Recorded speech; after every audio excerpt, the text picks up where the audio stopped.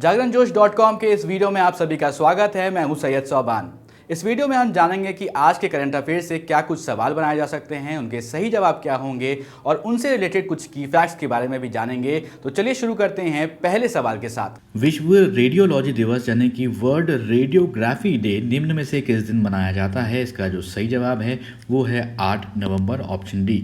तो दोस्तों आपको बताते हैं कि प्रत्येक वर्ष जो है 8 नवंबर को विश्व स्तर पर अंतर्राष्ट्रीय रेडियोलॉजी दिवस मनाया जाता है। अब ये दिन क्यों मनाया जाता है?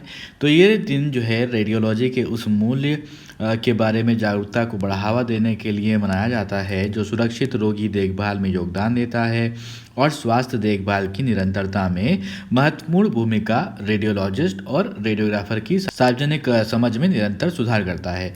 विश्व रेडियोलॉजी दिवस पहली बार 2012 में मनाया गया था। अब बढ़ते हैं दोस्तों अपने अगले सवाल की तरफ।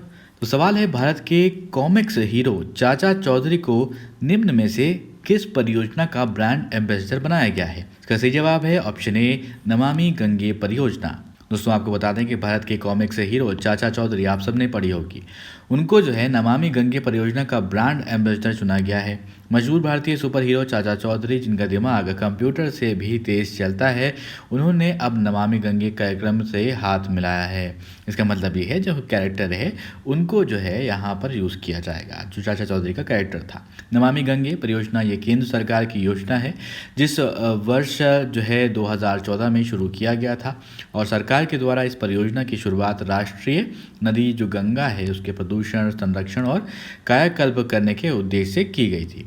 इस वीडियो में आगे बढ़ने से पहले एक ज़रूरी सूचना आप सभी के लिए।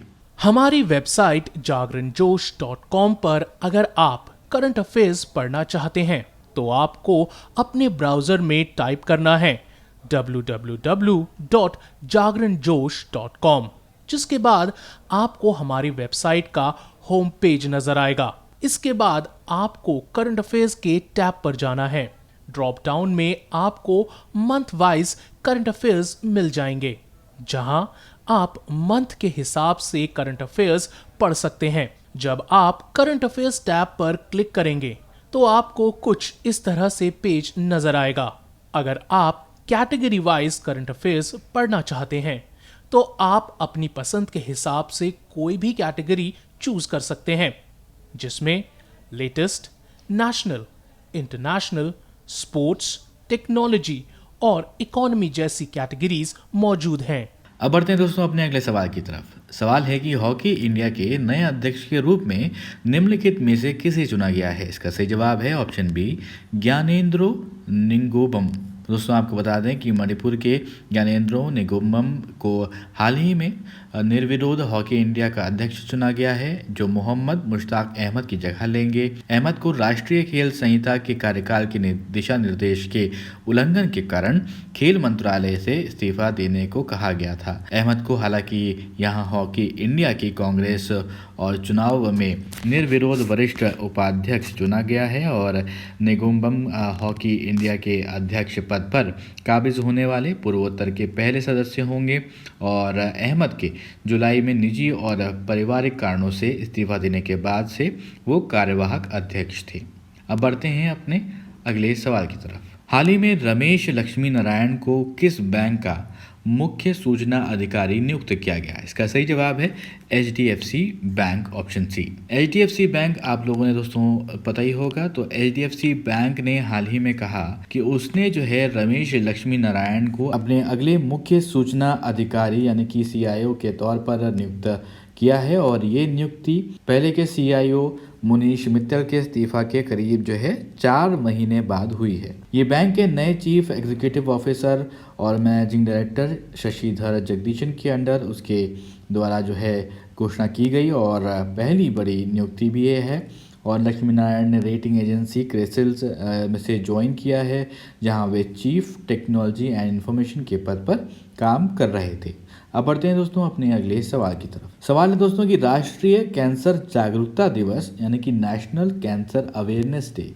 निम्न में से किस दिन मनाया जाता है? इसका सही जवाब है 7 नवंबर।